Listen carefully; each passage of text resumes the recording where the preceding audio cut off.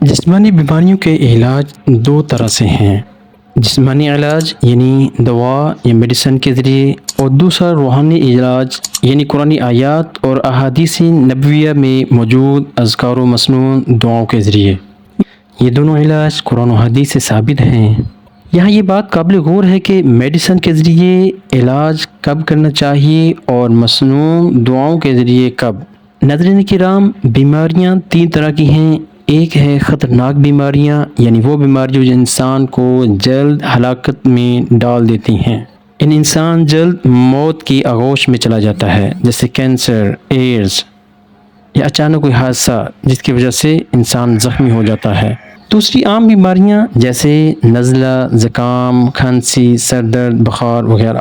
تیسری اذیت ناک بیماریاں ہیں جو خطرناک تو نہیں ہیں لیکن سے انسان کو بہت تکلیف پہنچتی ہے، جیسے گھٹنوں کا درد ہے، اعصابی کمزوری ہے یا جسم کے کسی اور حصے میں درد وغیرہ۔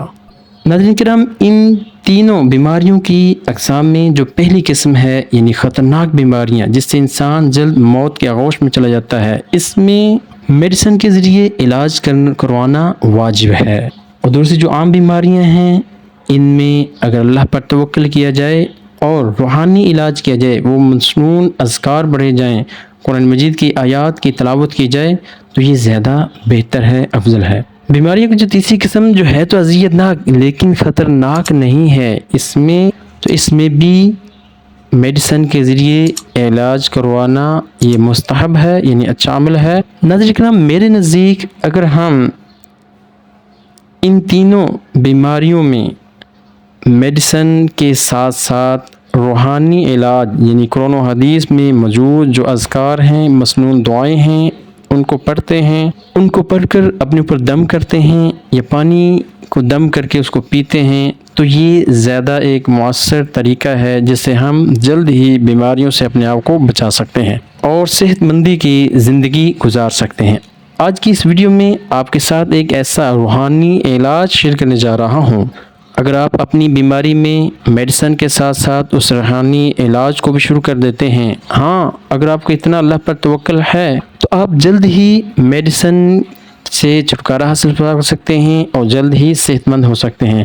وہ روحانی علاج یہ ہے کہ سب سے پہلے درود ابراہیمی 1 بار پڑھا جائے، اس کے بعد سورۃ الفاتحہ 7 بار، سورۃ البقرہ کی ابتدائی 5 آیات 7 بار، آیت الکرسی 7 بار، سورۃ البقرہ کی آخری 2 آیات 7 بار، سورۃ الکافرون 7 بار اور آخری تینوں کل 7 بار۔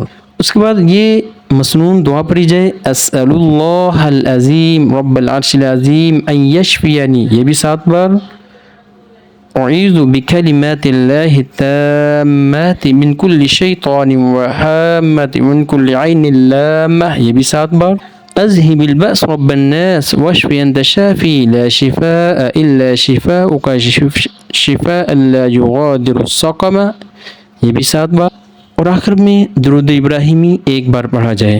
اس طرح یہ قرآن و حدیث سے ثابت اذکار دعائیں پڑھی جائیں تو انشاءاللہ یہ ایک ایسا مجرب روحانی علاج ہے کہ جس کے کرنے سے انسان جلد ہی صحت مند ہو جاتا ہے۔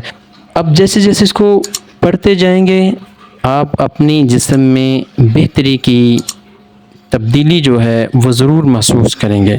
وہ مریض جو پڑھ نہیں سکتے ان کو آپ سنا دیں، اس کو ریکارڈ کر دیں۔ اس کی ریکارڈنگ اگلی ویڈیو میں انشاءاللہ میں ضرور کر کے ایک علیحدہ ویڈیو بناؤں گا۔ اس آڈیو ریکارڈنگ کو آپ مریض کو سنا بھی سکتے ہیں، وہ مریض جو پڑھ نہیں سکتے۔